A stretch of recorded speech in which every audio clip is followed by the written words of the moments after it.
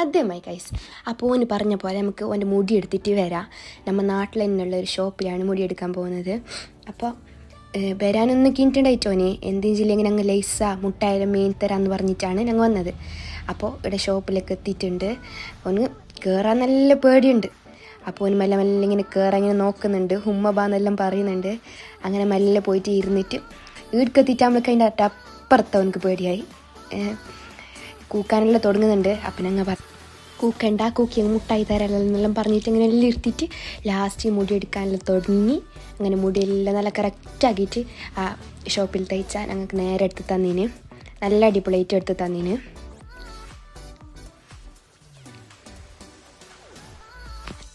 അങ്ങനെ മുടിയെല്ലാം എടുത്തിട്ട് കഴിഞ്ഞ് ലാസ്റ്റ് സുന്ദര കുട്ടപ്പനായിട്ടുണ്ട് ഞങ്ങളെ കുഞ്ഞ്. ഇപ്പം നിങ്ങൾ ഓന് സൂപ്പർ എന്ന് പറയുന്നത് വിചാരിക്കണ്ട.